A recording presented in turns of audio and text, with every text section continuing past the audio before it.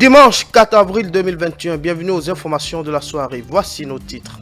Écho de la campagne, vous suivrez en début d'édition le point de la descente du duo Kokwe-Agossa dans le plateau, celui du duo Talon Talata Kweogbe et quelques as du projet de société du duo Djemba Rumpe.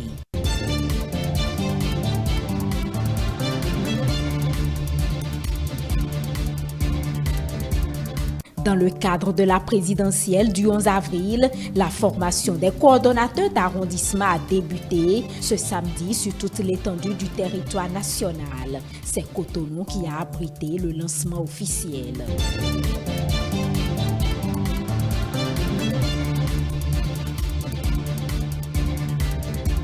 Et puis le secteur du tourisme, des arts et de la culture était au cœur de la 6e conférence de la coordination Nouveau Départ Diaspora Béni. Le ministre Jean-Michel Abimbola a passé en revue les actions entreprises dans son secteur. Les détails dans cette édition.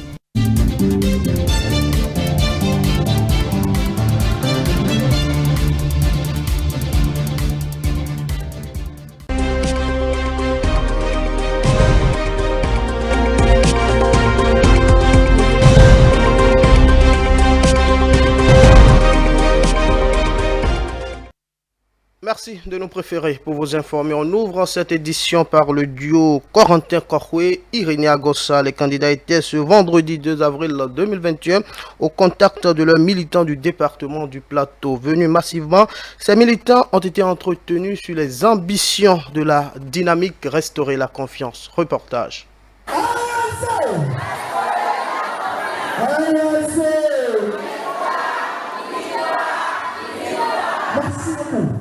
Le duo Kokwe-Agossa multiplie son contact avec les citoyens pour les convaincre à adhérer à leur dynamique, restaurer la confiance. Il est allé au contact de ces militants du département du Plateau pour le mot d'ordre du ralliement autour du RLC. Ifani, Sakété et Pobé sont les 3 communes sillonnées dans le département. À chaque descente, le message n'a pas changé. Kokwe et Agossa se disent prêts pour entamer les nombreuses actions de leur projet de société. Nous allons finir avec le désert de compétences. Nous n'allons pas encourager le désert en amenant que des expatriés pour nous remplacer dans notre pays. C'est pour cela que notre gouvernement va prendre en compte 20% des jeunes pour vous permettre de savoir ce que c'est que l'administration.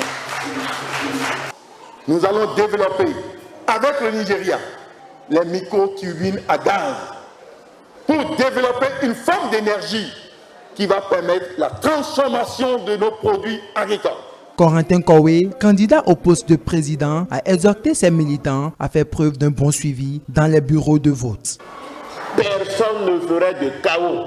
C'est pour ça que, chers camarades membres du suivi des élections, recruter des gens capables de voir clair dans ce qui se passe. Éviter d'envoyer des gens à qui on va demander allez m'acheter biscuits et avant leur retour on va remplir les urnes. Le bourraille des urnes n'aura pas lieu, la fraude n'aura pas lieu, le chaos n'aura pas lieu. C'est pour cela que je vous prierai avec ce bulletin. Est-ce que vous voyez là où vous pouvez voter? Orange à gauche. Orange à gauche. Militants et sympathisants de la dynamique RLC ont promis à leurs candidats à travailler pour atteindre leur objectif prioritaire, celui de prendre le pouvoir au soir du 11 avril. Nous, les militants du parti de Plateau, donnons solennellement notre caution morale et matérielle à nos 2 candidats. À cet effet, nous engageons, comme l'indique le 3e mot de notre devise engagement, à baliser l'ensemble des 5 communes de notre département à leur actif et à adhérer la population à cette noble cause pour qu'au soir des élections, on puisse sortir vainqueur. Les militants et sympathisants entendent travailler pour une victoire triomphante de leur candidat, puisque pour eux, c'est le duo de la prospérité. D'un duo candidat à un autre, on parle à présent de celui de la force Cori pour un Bénin émergent. Alassane Soumanou Diemba et Paul Rompin ont une vision stratégique claire pour un développement durable. Le duo candidat à la présidentielle du 11 avril 2021 a pour objectif d'offrir au peuple béninois la possibilité de s'instruire et de disposer d'un cadre de vie sain. Les précisions dans ce commentaire. Les Béninois construisent le Bénin par le consensus, promet le duo de l'alternance à travers son projet de société axé sur la redynamisation des secteurs phares de développement du Bénin. Dans le secteur du transport, le duo Diemba Rompin veut résoudre la crise du réseau ferroviaire et mettre les trains sur les rails. Ils entendent concrétiser le projet de construction de l'aéroport de Glodjigbe. Dans le secteur de la presse, communication et télécommunications, ces candidats veulent restaurer la liberté de presse. Avec ce duo qui défend toujours son appartenance à l'opposition, les organes de presse auront des contrats. Le code du numérique et le code de l'information connaîtront une relecture. Contribuer au renforcement des acquis du pays en matière de démocratie, des conditions reluisantes pour policiers et militaires, de nouvelles orientations pour redorer le blason de la diplomatie béninoise. Le duo du parti Force Cori pour un Bénin émergent rassure de la valorisation de la diplomatie béninoise. Les candidats du parti proposent aussi de redéfinir la carte diplomatique du Bénin pour renforcer sa présence à l'international. Ils auront à encourager et à appuyer les candidatures de Béninois dans les institutions sous-régionales et internationales. Tout ceci permettra de redonner au Bénin sa réputation. Dans le domaine du sport, le duo propose de mettre en place un système de détection des jeunes talents depuis le primaire jusqu'à l'université. Identifier et investir énormément dans les disciplines où le Bénin dispose des potentialités. Former les acteurs sportifs dans les disciplines précises. Doter également chaque département d'infrastructures sportives modernes répondant aux normes internationales. Organiser des compétitions nationales. Dans le domaine culturel, le duo pense créer des centres de formation et recyclage, de référence des artistes confirmés et les nouveaux talents. Mettre en place un partenariat avec les experts du monde culturel pour assurer les formations. Appuyer financièrement le fonctionnement des sites culturels. Mettre en place un système d'appui aux artisans à travers l'octroi de subventions annuelles. Adapter l'offre à la demande pour une meilleure vente des produits de l'artisanat. Dans le secteur de l'économie, le duo propose d'améliorer la situation économique générale du pays en promouvant l'intégration et l'économie régionale, en libérant l'économie dans tous ces domaines, réorganiser l'importation et l'exportation, puis promouvoir l'industrie de transformation des matières premières, de rentabiliser l'exportation des bas-fonds à travers des aménagements appropriés, d'assurer la sécurisation foncière pour encourager les investissements dans le domaine, de favoriser le partenariat public-privé pour la gestion des fermes d'État, réouvrir l'ONASA afin d'assurer la sécurité alimentaire à la population. On reste toujours dans le cadre de la campagne électorale. Patrice Talon était à Houeyogbe ce mercredi 31 mars 2021. Il a exhorté les populations de la commune à opter pour la dynamique continue. Diane Christelle Ounioudier pour le compte rendu. C'est une foule impressionnante composée de femmes, enfants, vieux et jeunes qui a accueilli Patrice Talon et sa délégation ce mercredi 31 mars 2021. À sa prise de parole, il a exposé quelques réalisations dont Houeyogbe a besoin et a pris un engagement. Il a demandé s'il y aura de l'électricité partout dans Houeyogbe. D'ici 2024, au plus tard, toutes les localités du Bénin seront connectés à l'électricité. Il m'a demandé s'il y aura un stade à Houeyogbe. Notez une chose, il y a 20 communes. Maintenant, l'engagement que je veux prendre, monsieur le maire, c'est que je vais défendre Houeyogbe. Mais ce n'est pas moi seul qui décide. Est-ce que Houeyogbe aura un marché moderne? C'est prévu encore 20. C'est 20 communes qui vont recevoir des marchés, mais lesquels je n'ai pas le droit de le dire ici aujourd'hui. Patrice Talon, l'actuel président de la République du Bénin, candidat à sa propre succession, a appelé les citoyens de Houeyogbe à sortir massivement pour aller voter le dimanche 11 avril 2021. Les jeunes, je vous prie de croire que ça y est, notre heure a sonné. Le Bénin est debout, le Bénin va avancer, le Bénin va régler tous ses problèmes les uns après les autres. L'eau, l'électricité, la route, l'emploi, l'accompagnement des acteurs économiques, des agriculteurs, des artisans, leur financement. L'argent qu'il faut, on en a. Le Bénin est riche, croyez-moi. Ma première prière, la toute première, c'est que tout le monde aille voter. quel que soit le choix des uns des autres. Parce que je sais que si tout le monde va voter, ce n'est pas le chaos, notre chaos qui va manquer dans tout le monde. Ici à Royaume, le chaos est déjà dans la poche. Le président Patrice Talon est convaincu de battre un coup KO ses adversaires au soir du 11 avril. Il révèle la raison pour laquelle la dynamique doit continuer. Nous avons montré à nous-mêmes que nous sommes capables désormais. Nous avons montré à nous-mêmes que le reste est à notre portée. Si je n'étais pas candidat, vous serez dans le doute. Vous direz, est-ce que ce qu'on a fait là, c'est juste, bon, on a fait quelque chose, est-ce que ça va continuer? Ce que je vais partager avec vous, ce n'est pas mon effort à moi, ce n'est pas ma force à moi, ce n'est pas ma capacité à moi à faire quelque chose. Ce n'est pas moi qui fais. Ce que je vais partager avec vous, pourquoi je veux que pendant 5 ans on continue? C'est parce que moi j'ai la conviction, j'ai vu de mes yeux ce de quoi nous sommes capables. On est capable quand même de faire quelque chose.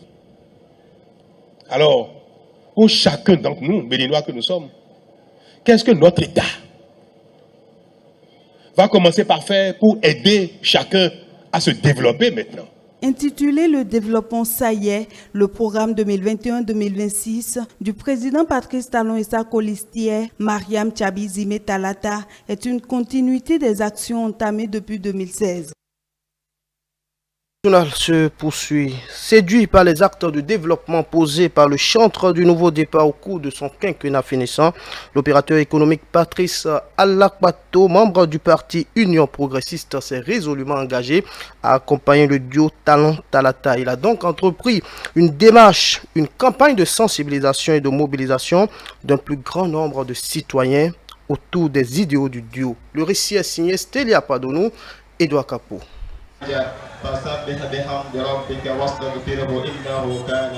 C'est pas une courte séance de prière aussi bien musulmane que chrétienne que l'opérateur économique Patrice Alakpato a débuté sa campagne pour la réélection de Patrice Talon au soir du 11 avril 2021. Séduit par les nombreuses réalisations du chef de l'État, notamment la réconciliation des fils et filles de l'église protestante, le bitumage de l'As, Ciné Concorde, Sécandi et autres, et les réformes courageuses initiées pour le développement du Bénin, l'homme s'est résolu de rallier le grand nombre à la cause du duo Talon-Talata. Des invocations ont été formulées à cette occasion pour le maintien de la paix. Exauce-nous en ce moment, notre Dieu, notre Père, parce que nous voulons être en paix au Bénin, en sécurité au Bénin, dans la cohésion au Bénin.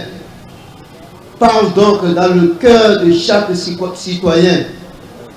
Parle dans le cœur de chaque couche sociale, dans le cœur des uns et des autres, et surtout dans le cœur des acteurs politiques de notre pays, où qu'ils soient. Patrice Alakpato se réjouit de la forte mobilisation autour de lui. Il est confiant de ce que la dynamique en cours sera maintenue. Vraiment historique. Et cette voie que vous voyez et qui tend de Ciné Concorde vers Agbali-la-Main, c'est une voie qui n'était pas du tout praticable. Et on ne saura même pas qu'un jour que nous allons avoir cette voie goudronnée. Ça m'a vraiment sidéré et ça m'a vraiment donné la joie au cœur. Nous, on est pour tout le monde, mais en tant que Malekosou Yakoubou, je vous demande tous de voter pour lui le 11 avril prochain. L'opérateur économique est allé à la rencontre des conducteurs de taxi du marché d'Antokpa pour les inviter à soutenir le duo Talon-Talata. Le Bénin, quand tu montes à l'extérieur, quand tu es vraiment un voyageur, tu vas voir comment les gens parlent du Bénin. Et nous, nous sommes campés ici, on juge à tort et à travers. Talon a fait révéler le Bénin et il le fera. Vos conducteurs, continuez parce que vous êtes des vecteurs de communication. Patrice Alakpato et ses compagnons ont mis fin à leur première journée de campagne et de sensibilisation par les quartiers Ladi et Sainte-Cécile de Cotonou où ils ont été accueillis chaleureusement.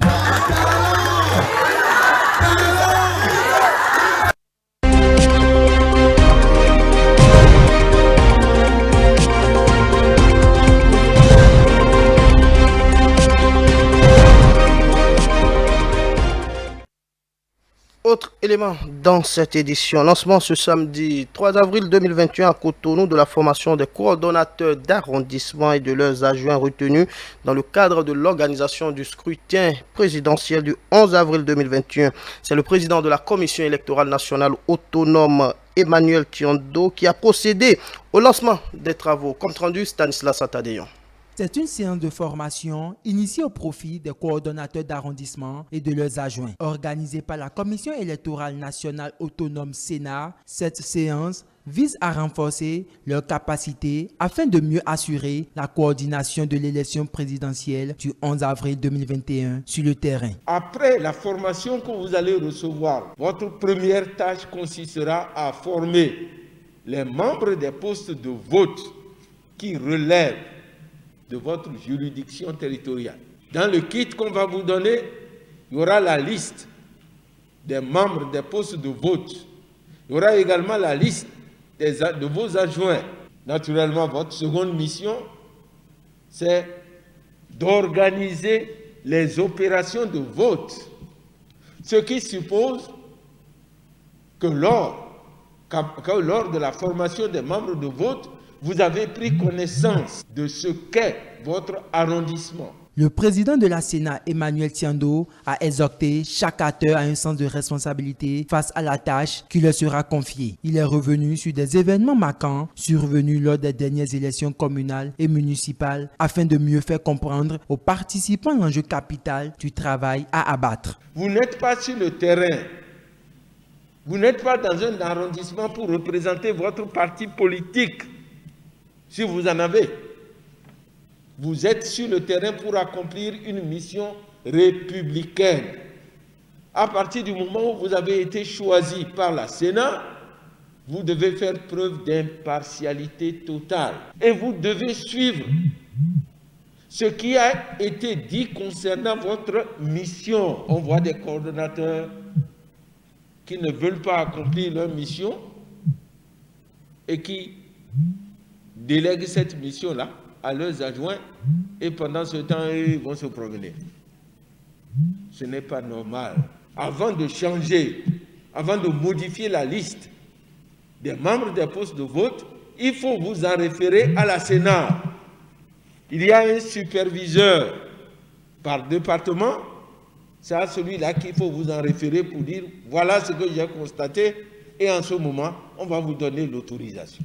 Les coordonnateurs d'arrondissement sont invités dans l'exercice de leurs fonctions à respecter les instructions de terrain afin d'assurer efficacement leur mission. Vous avez l'obligation, tout comme les membres des postes de vote, au niveau de la feuille, au niveau du dépouillement, ils doivent remettre une copie de la feuille de dépouillement aux représentants des candidats.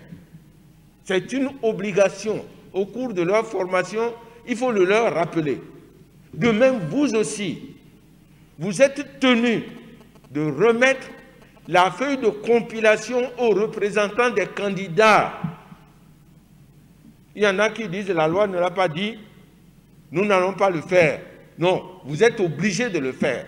Et je voudrais que tous les coordonnateurs d'arrondissement du Bénin m'entendent et exécutent ce mot d'ordre. Les participants présents à cette séance de mise à niveau auront pour mission de restituer fidèlement les enseignements reçus aux membres des postes de vote de leurs différents arrondissements.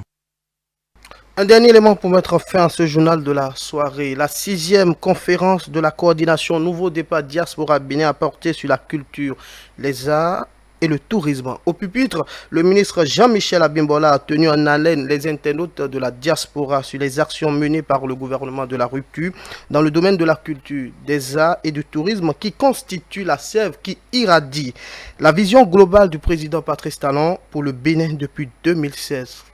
Reportage. Bénin est un kaléidoscope vivant de ressources culturelles et cultuelles. Dans son ambitieux programme d'action de gouvernement, le régime du président Patrice Talon a mis l'accent sur le développement de la filière touristique en lien avec la promotion du patrimoine culturel et naturel comme la sève vivifiante du développement global de notre pays. Il n'y a à travers le monde aucun développement sans la prise en compte du paradigme culturel. Aucun pays ne s'est développé sans qu'il y ait d'abord une remise en cause, une remise à niveau culturel, une appropriation de la culture et une valorisation de la culture. C'est le prérequis, la première étape de la fusée pour pouvoir arriver au développement. Durant ces 5 années, il a été important de travailler pour poser un certain nombre d'actions qui sont principalement structurer et requalifier l'offre touristique et culturelle. Engager un lourd programme d'investissement pour accroître et rendre notre pays compétitif et l'offre compétitive. Entreprendre des réformes structurelles pour pouvoir accompagner évidemment tous ces investissements et développer concomitamment une main-d'œuvre compétitive, parce que si vous avez les plus beaux sites touristiques et que vous n'avez pas les professionnels pour accompagner, si vous avez les plus beaux musées et que vous n'avez pas la médiation culturelle, tout cela évidemment est vain. Il a été important de travailler pour poser un certain nombre d'actions qui sont principalement structurer et requalifier l'offre touristique et culturelle. Engager un lourd programme d'investissement pour accroître et rendre notre pays compétitif et l'offre compétitive. Travailler au retour des biens culturels, réinventer la cité lacustre de Ganvier, reconstruire à l'identique la cité de Huida et une marina, mettre en tourisme le circuit route des Tata, moderniser le statut des artistes et les services culturels, autant d'actions réalisées ou en cours, exposées par le ministre et qui ont fait l'objet de nombreuses questions. Le bénévole de la diaspora, c'est celui dont la durée du séjour à l'étranger ne saurait transformer en mi-temps. Bref, le bénévole de la diaspora est resté viscéralement attaché aux senteurs de chez lui. Elle vient de Monsieur Adjibi Armand. Alors, je reviens à la question. Qui souhaiterait savoir, non, Adjibi Aristide, pardon, qui souhaiterait savoir les dispositions concrètes qui sont prises par votre ministère concernant la mauvaise gestion du bubedra, souvent dénoncé par la plupart des artistes locaux qui sont récemment soutenus par une association d'artistes de la diaspora dénommée Écoléphant. Je peux vous dire que les réformes sont en cours, y compris en ce qui concerne le bubedra, pour pouvoir tout numériser, pour pouvoir tout informatiser, afin que les artistes œufs-mêmes puissent suivre, grâce à la dématérialisation des services, puissent suivre évidemment le paiement de leurs droits. Dans les années à venir, les perspectives du secteur du tourisme, de l'art et de la culture s'annoncent encore plus belles pour notre pays, le Bénin. C'était le journal de la rédaction. Merci de l'avoir suivi. Merci également à toute l'équipe technique. Suivez après moi 20h, espace promo, 20h30, parole aux candidats. 21h, le décryptage de l'actualité de la semaine avec le consultant politique Agapit Napoléon Baforécan. Retrouvez-nous également sur nos différentes plateformes digitales www.etelebénin.com, sur YouTube, Facebook. Tapez tout simplement dans la barre de recherche ETélébénin. Merci pour votre fidélité. À bientôt.